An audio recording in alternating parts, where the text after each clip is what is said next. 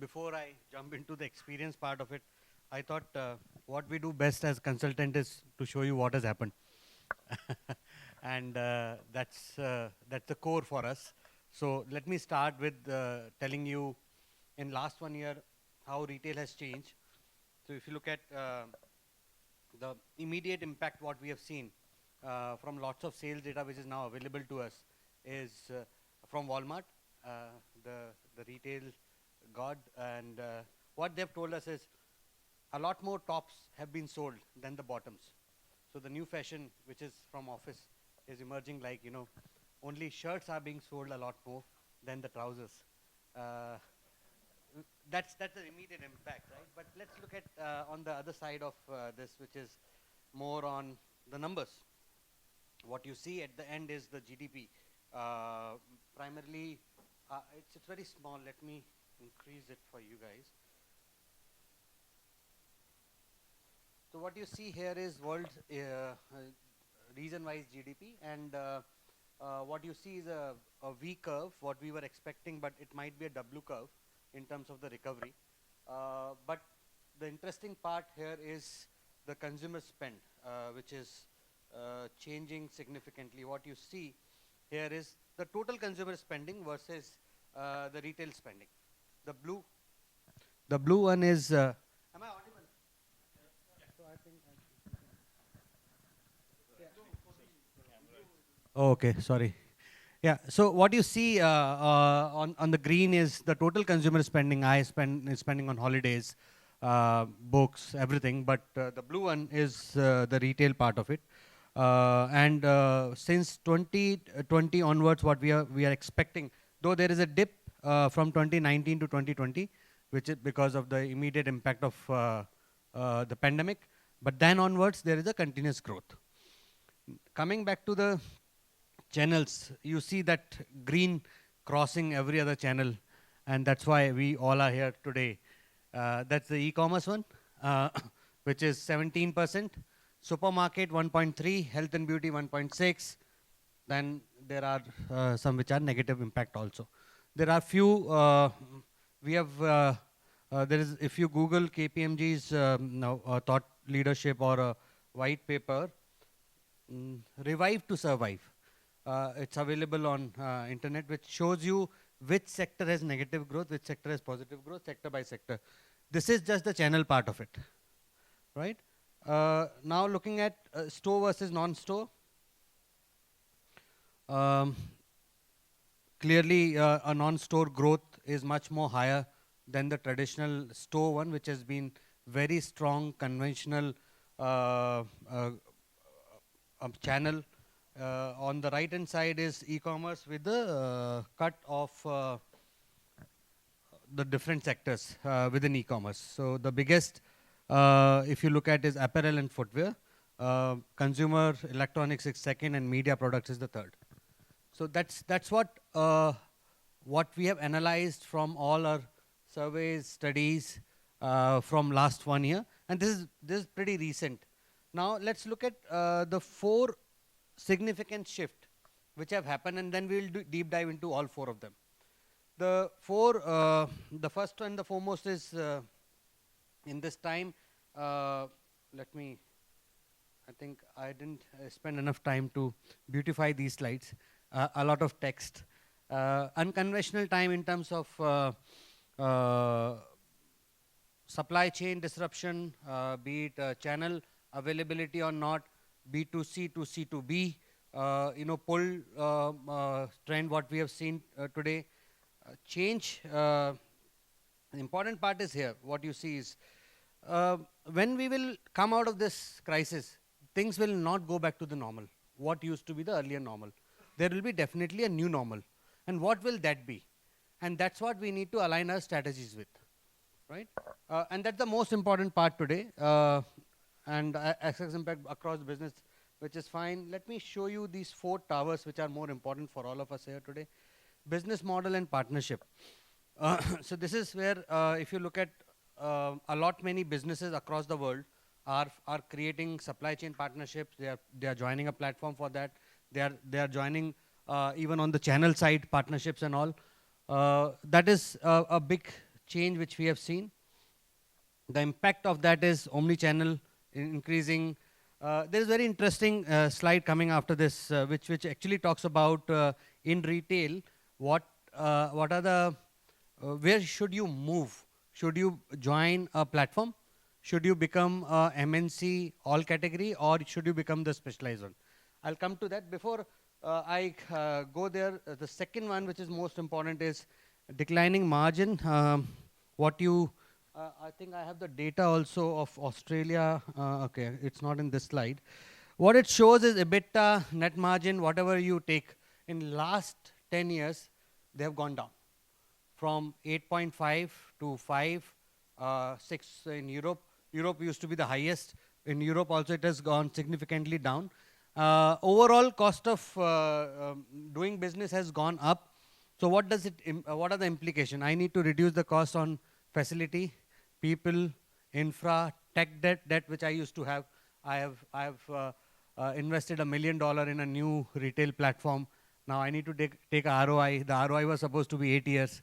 I cannot get out of that retail platform, right? So all those are the impact of the declining margin. Purpose and reputation is the biggest lever which we have seen now coming out. Each and every brand stand for something. Either we are a brand, or we do everything, or we are nationalists. There is a new trend which we have now closely been following. We are a retail chain, but we protect Indian farmers, or we protect Indian small MSMEs, right? That's coming up in a big way. Customer power, which is, I don't need to call it again, it is now shifting towards C2B from B2C. A lot more pull model coming out in market. So that's what these are the four key trends what we saw. And coming back to my the next one, what I told you, where am I today as a retailer? Am I a farmist? I'm a nationalist, or I'm a platform ecosystem? I'm sure many of you must have read news few days back by world's largest retailer, e-commerce guys, some of the practice which they blame to follow to bypass some of the regulatory aspects in India. So that's where the platform everyone is moving to. But if you look at category specialists and independent mutuals, which is my mom and pop shops, or my hardcore branded shops, on the left hand side where I have brands, national heroes, value-based retailers. So these are the three emerging types where all these retailers will get classified, and you need to take a call where you have to be. Coming to the 7 types of consumer commerce, which we will see the change in the future of retail. Platform business, the biggest, and the again platform business. If you look at, there are 3 major type: pull, push, and both. There are few like Alibaba where you can go and check anything and everything. There are few where you can say, I want this thing. Anyone is able to supply me those things, like reverse auction based and all. So those are the platform based businesses. Multinational retailers, all of us know, be it Walmart or many others, Tesco, Target. National heroes, which is a category which we have started following a lot more. There are 2 global trends in business. While the business is becoming a lot more global, the countries in last 5 years, if you look at the results in US, Brexit, Indian election result, any pockets, if you see, many countries which are winning elections are nationalist. And that theme is a counterproductive theme of the globalization of business.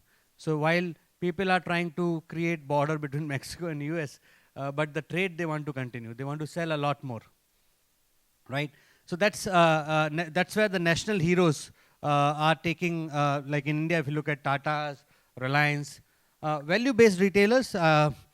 You must have, you should look at the Costco case study. Amazing EBITDA, amazing margins of one single retailer across the world. No other retailer can beat that company today. The only reason is they are into the value-based game. You go and buy anything, you will always get in bulk, but at the same time, the quality will be high. and hence the margins for them to manage the less number of SKUs. So they have created a total different philosophy of a retail.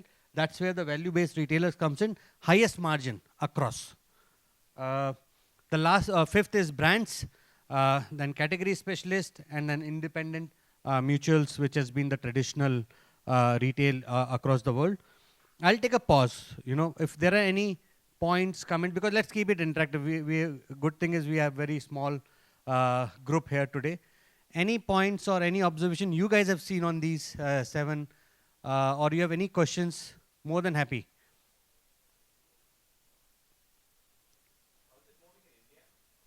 In terms of the different kinds of segments, platform and... Correct. So I think India is one of the economy which is experimenting the most because of the startup ecosystem.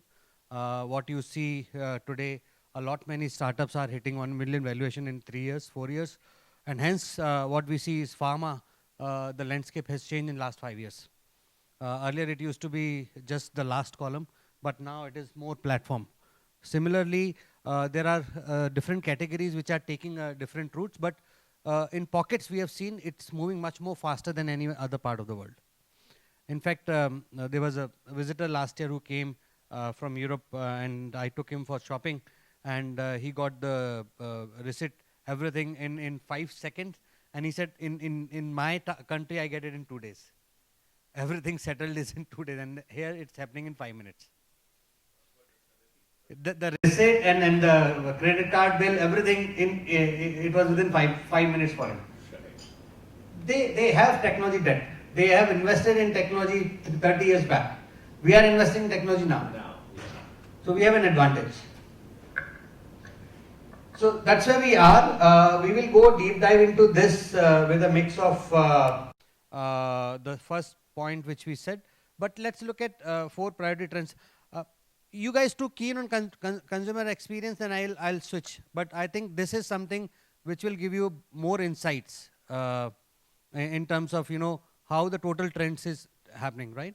So let's look at priority trends in terms of the business model. The biggest and the foremost change which we have seen because of the platforms and all is business model. Either I accept the change, or I deny it, or I just continue doing what I'm doing, and I'll become obsolete. These are the only 3 options for any business today. And that's what you see here today. Strategic options, become a platform, leverage platform, business as usual. I won't do anything and I will continue doing my mom and pop shop. Right? You know, while we are talking today, I'm getting SMS that the coconut delivery guy is at your doorstep, which is a traditional business of from the pockets, right? And they have started using WhatsApp business now. So that's how they are accepting the change. Now let's look at some of the numbers which can support this. So if you look at on the top, Microsoft, 2009 versus 2019, how a shift has happened in the total value of market cap of Microsoft, Amazon, Apple, Alphabet, Facebook, Alibaba, Tencent. And do you see any one of the leaders here which is not a platform? Each one of them is running a platform business. The impact of platform is exponential. Look at some of those who didn't accept. At the bottom, you will find some of those who didn't create the platform.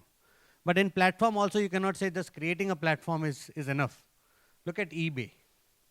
Was the first platform. So the crux is here in doing it in a right way, and that's how you do it. Traditional business model versus platform business. The thing to notice here is only one, that exchange of products and services between 2 or more users group. On the left hand side, it's just buying, keeping and selling, right? Traditional ways of supply chain, value add. If not value add, then just transferring. I'm just a retailer or a mom and pop shop. And so you were asking for India, right? So if you look at in the platform business, I think the third last point is not widely adopted in Western countries. And this research is done by one of our partner firm in the Western world. So shift is happening. If you look at the largest platform today, sits in Asia, Alibaba, and Asian countries are adopting a lot more platform than anyone else.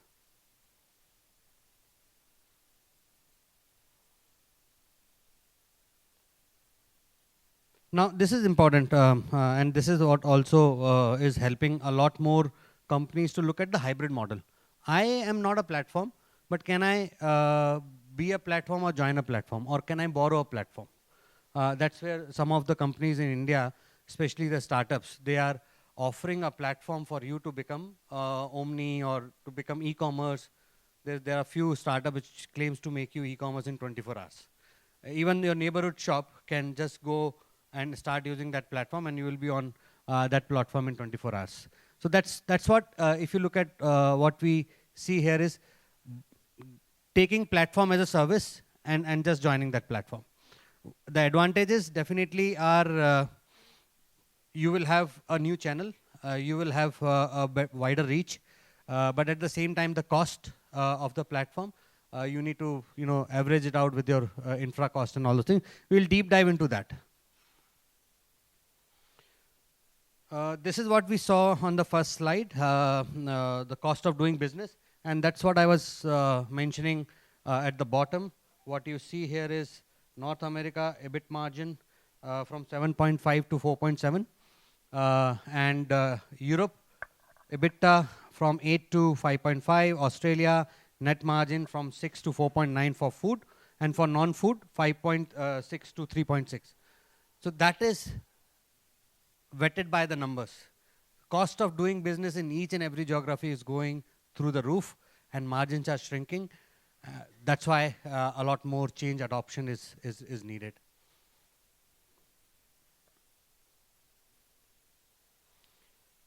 Looking at the second, I gave you the Costco example of range rationalization. A more number of SKU, more number of cost, selecting that and making the portfolio relevant for your customer, listening to your customer and trying to see what makes sense to them, and hence doing this complete rationalization of your portfolio. Now it is at 3 levels. It is at store level, it is at product level, and category level.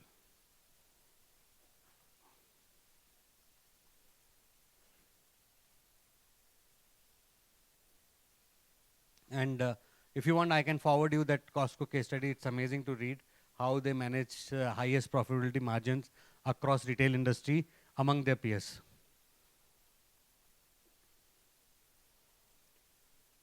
Coming to another cost dimension, which is the biggest for the traditional retail, is the facility infra, be it from the warehouse to the distributor to the retail malls and shops. That is another big lever which because of the COVID and post-COVID, changing habits, and other than changing habit is adoption. Many customers and consumer who were not doing e-commerce before COVID have adopted to e-commerce now. So that lever will give a lot more margins savings when it comes to the cost of doing business.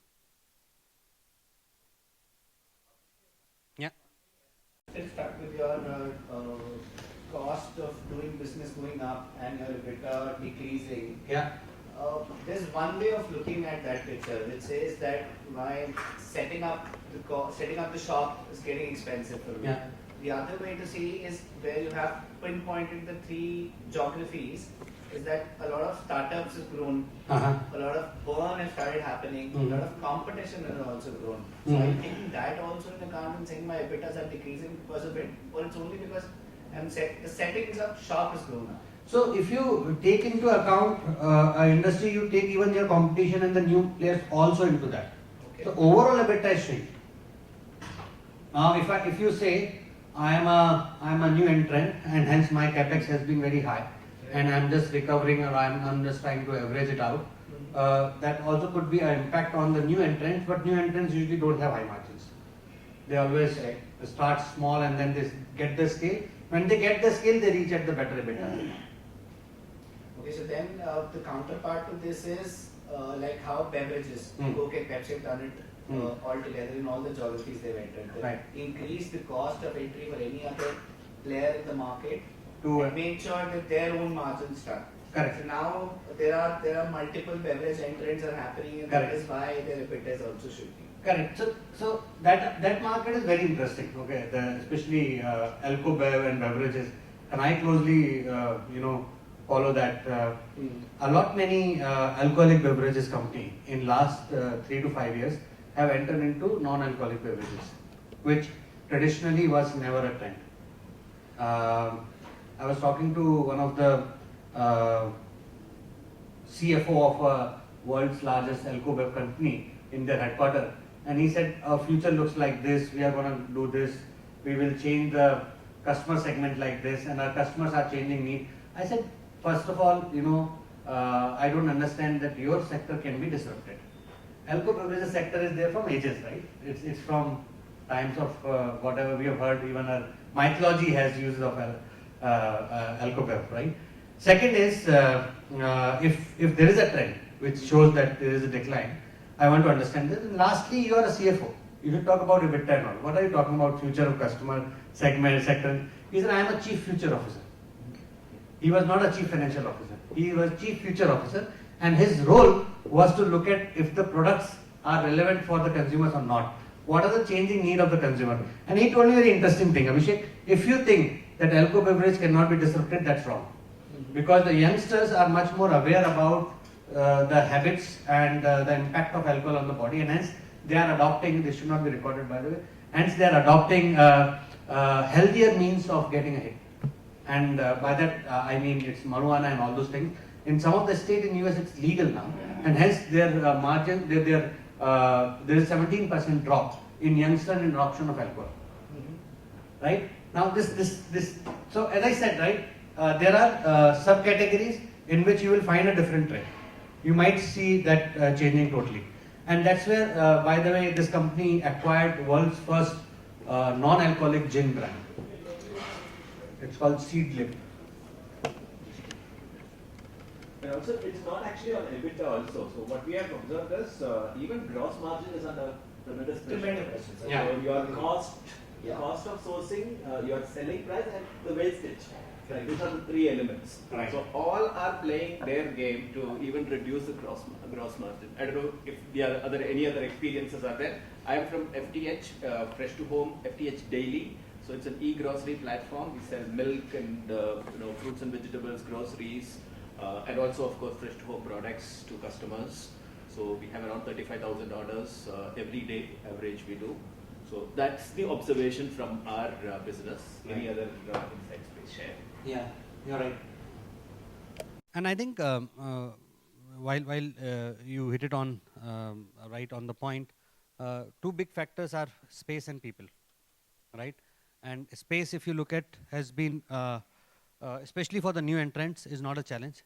But for the one who have taken the lease for 5 years, 10 years, they are doing the complete rationalization, workforce optimization, definitely automation of as many as process across the supply chain, using IoT, blockchain, AI to reduce the manpower, a big lever. Technology and supply chain, a lot more investment in technology today than before. People even claim that tech is, COVID is the reason for lots of tech transformations across the sectors. Now here there are two parts of it. One is the front end part, which is more around merchandising, promotion, loyalty. So we were talking to a startup and they are into video commerce. Basically they are trying to give you an experience, a lot more personalized experience on an e-commerce site when you go and you want to buy something. So if you want to see the product with a human being, they have a default video, or they can actually make a customized video for you. And let's say you are buying a suit and you want to say, okay, can you show me the suit? The person will in the video will come and show you the suit, and everything will happen, and then it gets delivered to you. So they're trying to mix best of both worlds. That's on the front end, and in the back end, complete logistics, finance, supply chain, a lot many investment into the system of record and all those things. Trend 3, customer power. What is the customer looking at? Value, the biggest lever. Experience, second. Convenience. The last but not the least, this privacy and safety. is now got prominence in last 1 year. Earlier, there are Indian retail conglos who have done research that if it is more crowded, people buy more. So they used to make all these. You must have read about in the book, right? Get people in around our kiosk so that more people will come in. Correct. And even the space between these two racks used to be, but now it has gone other way. Within that, if you look at value, people are trying to create markets to track the price of a particular item, even compare multiple e-commerce site. So if I'm going to buy a phone, it will tell me, by the way, this phone is also available on this e-commerce website for this much. Do you want to try that, right? A lot many other drivers, if you look at from the value perspective, which are playing convenience, and the convenience also has changed in a big way in last 1 year. What we have seen is frictionless is the new way of providing convenience to a customer, be it delivery, be it return pickup, whatever. All of that has a dimension of convenience. Now, if you look at some of the key trends here, 72% increase preference in online ordering, click and collect, 23 free returns becoming important, 63% home delivery, key for time stretched shoppers. So I have a wedding tomorrow and I need it today. Can someone do that for me? So these are the trends in terms of the value when we look at post-COVID, how value is going to change. Experience, again, if you look at earlier, for me the experience was when I go to a retail shop, he will look at me and say, you have come to buy this thing, right? And that used to be the best experience for me in my life. Now if I go on a website and I'm just reading an article, Amazon does the same thing. You saw this on our website, do you want that? So it's being replicated from the mom and pop shop to the online retail.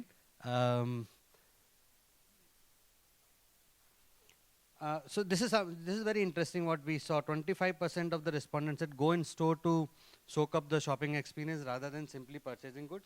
And this, I think, we have seen even before COVID also, those experience centers, right? I'll go to an experience shop, see it and then buy it.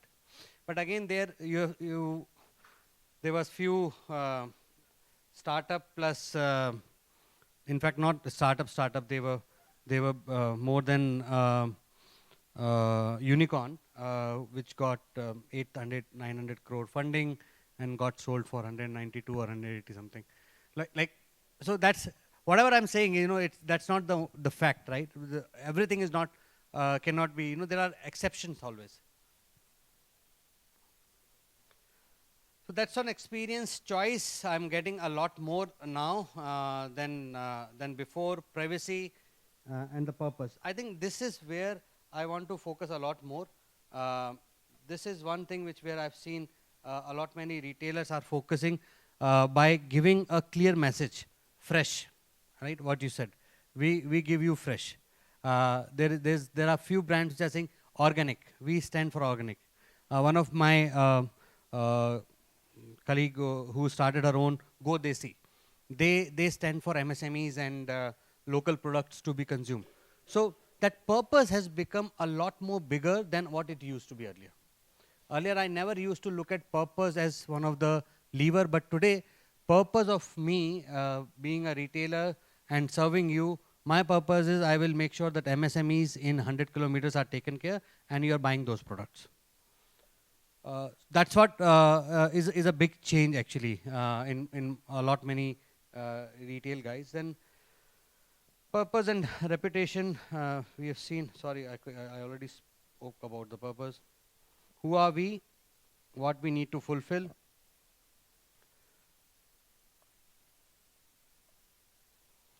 So a lot many companies have been transparent in their purpose, plus giving you a transparency of what you are buying, where it is coming from, complete track and trace, have become more successful.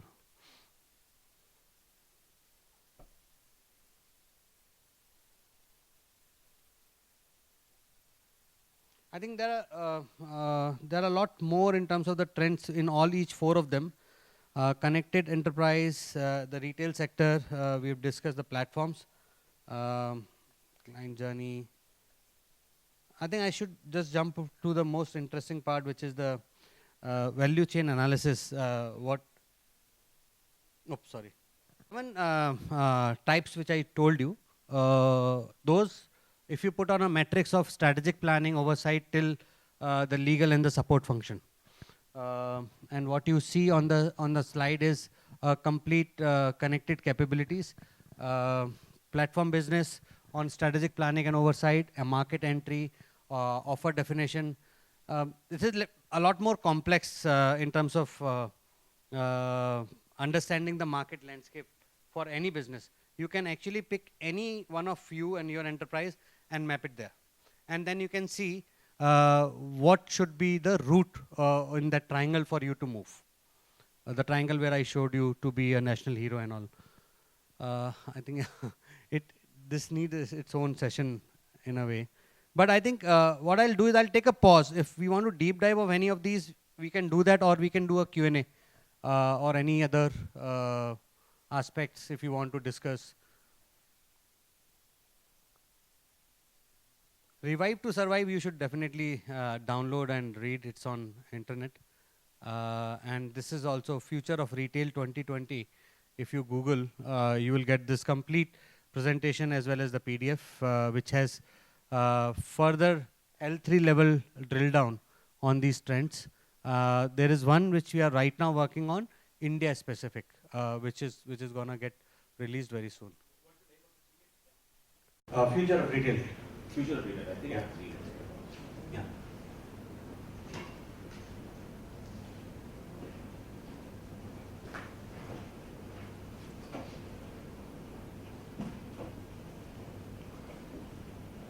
The previous slide, I think two slides prior. Process? No, just before that. So where in that matrix is there, you have your all platforms here.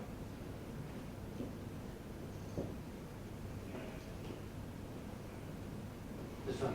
Yeah. Would you be able to explain this? Don't know what the square is.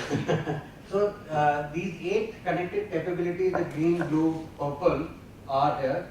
Insight driven, strategic and action. So let me just zoom in on that.